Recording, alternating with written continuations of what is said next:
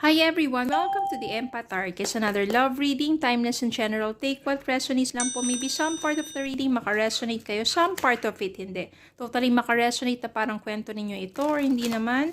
But ibang mga love connections, lessons in life and guidance. Tingnan natin. But ibang mga energies kasi ito. Tingnan natin kung ano yung ating mababatid sa reading na ito. Spirit guide. Send me messages, anong love connections ito, lessons in life and guidance na nais yung ipabatid sa amin, mga aral at gabay sa buhay, pag-ibig.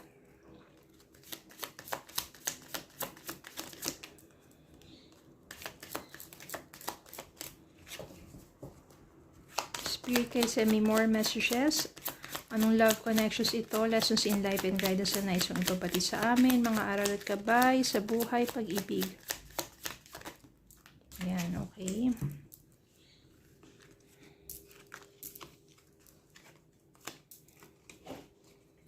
Ten of Cups. The Magician. Ten of Swords. Wheel of Fortune. King of Wands. Knight of Cups. Two of Pentacles. Ace of Cups. Eight of Swords, Seven of Cups, King of Pentacles, and Four of Pentacles.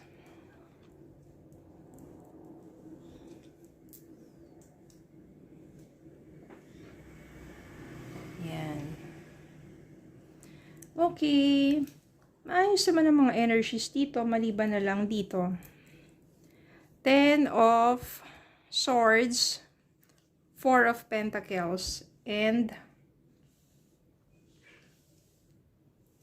meron din kasi dito, makikita natin na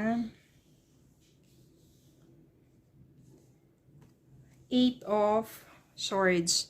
So, yung Eight of Swords dito, maring ikaw to, energy mo yan. Nahihirapan kang makaalis sa sitwasyon mo kasi feeling mo, totally nakatrap ka na lang dyan. Nakala mo wala nang iba pang mangyayari na sa buhay mo. Nakatali ka lang sa isang taong ganid, sa isang taong masyadong possessive, wala sa lugar ang kanyang pagselos. Pagdating sa pera, masyadong ganid, walang tiwala sa'yo. Pagdating sa pera, masyadong matindi yung kapit niya na walang ibang pinagkakatiwalaan. Pero ang nangyari dito, totally, natanggal mo sa sarili mo yung perception na nakatali ka lang sa taong to. Naalis mo sa isipan mo yung natrap ka lang dito dahil nagawa mong makawala sa relasyon na to. Ending, painful ending, nagawa mong tapusin ang inyong relasyon. Yan nangyari dito, nalaman mo kasi, na-realize mo sa sarili mo that you have options in life. Marami naman palang mga pwedeng gawin. Marami naman pwedeng patutunguhan ng buhay mo, hindi lang dun sa pakikisama sa taong yon na sobrang nasasaktan ka na dahil sa kanyang, I can say, pananakit na rin physically, no? Sa sobrang niyang possessive, masyadong siloso, pagdating sa pera din wala. Hindi ka rin pinagkakatiwalaan. But you realize that you have multiple options, maraming possibilities sa buhay mo. Kaya nagawa mong i-end up yung relationship mo dito sa taong to. And, ang maganda dito, nag-focus ka sa sarili mo. Kaliwat kanan ang offer sa'yo, ang mga opportunities na dumarating sa'yo, kaliwat kanan, maaaring tinatanggap mo yung iba, di ba? Sobrang nagpapakabisi ka. Marami kang mga opportunities na ginagrab, maaaring trabaho, business, kung ano pa man yung mga inaalok sa'yo. At doon ka nagtuon ng gusto. At maganda at nababalansin mo naman ang oras mo. Kasi para sa'yo, no, yung meron kang, maganda yung inyong, maganda yung pag-juggle mo sa life mo. You manage to balance your time sa mga commitments mo sa buhay mo. At dito, kung ano yung mga manifestations mo, nakukuha mo You manifest na kumare umunlad ang business mo, nagagawa mo. You manifest na ma-promote ka, nagagawa mo yun. You manifest na umuunlad ka, nagagawa mo dahil sa kasipagan mo at saka sa pagiging positibo mo sa buhay. Simula nang nawala ka sa piling ng taong to, nakalaya ka sa kanya, mas naging powerful ka, di ba? Yung sarili mo na naramdaman mo at nakita mo yung potential mo na marami kang magagawa. Yung una kasi nakatrap ka lang dito parang dahil siguro ginagaslight ka ng taong yun. Wala ka ng patutunguhan, ganyan, ganito. Diba? Pero na-realize mo na hindi. Mali siya. Kaya naman dito maraming humahanga sa'yo. Meron ditong Knight of Cups. At merong isang talagang lubos. Yung Ace of Cups dito meaning nag-uumapaw na damdamin sa'yo. Merong isang tao dito na lubusan talagang mag-offer sa'yo ng romantic relationship. Maaring siya si Knight of Cups. And eventually,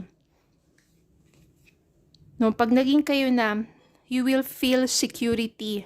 You will feel secured sa taong ito. Yung relasyon ninyong dalawa, parang hindi siya matitinag.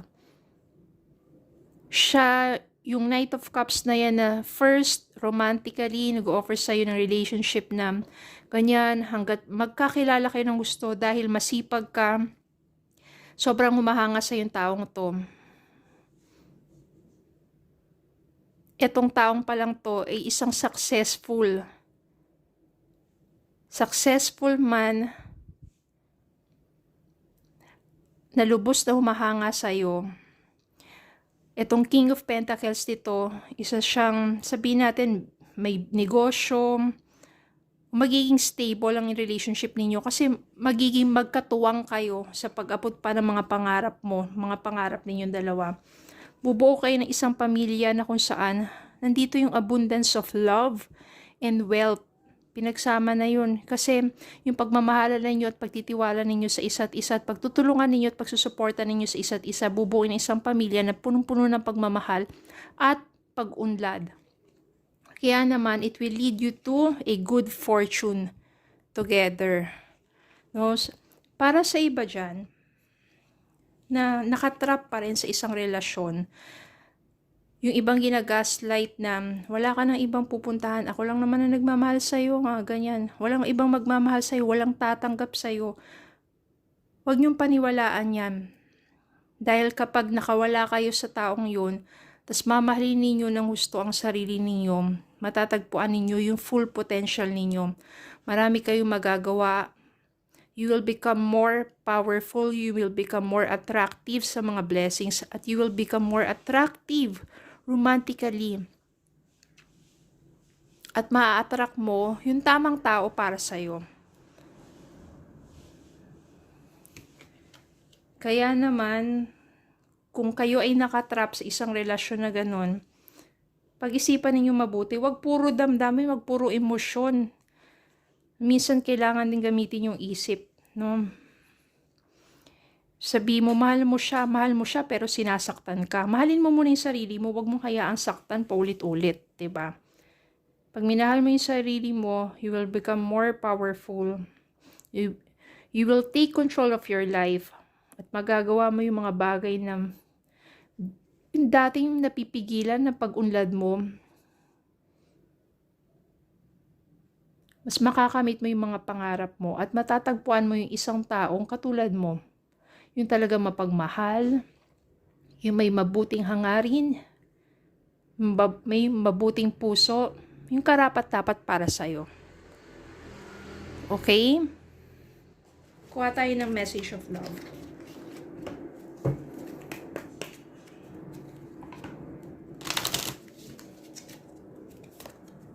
Gratitude. You need to be grateful for the love already present in your life to attract more of it. Gratitude. Para sa iba naman siya, you need to be more grateful, 'di ba? Be grateful. Pagising mo pa lang sa umaga, magdasal ka na, magpasalamat kay God sa mga blessings na iyong nakakamtan. Be grateful. Be grateful that meron kang Sa iba dyan na sabihin natin na tagpuan ng kanilang the one, be grateful that you have someone who truly loves you. Sa mga iba naman siya na patuloy na umaasa na magkaroon ng someone, be grateful to God for every little blessings. Pagkakaloob din naman sa iyo yan. Sa tamang panahon. Okay? So, yun lang po. Maraming salamat po for watching. Please don't forget to like, share, comment, subscribe, follow me on Facebook and YouTube. Have a good day po and God bless.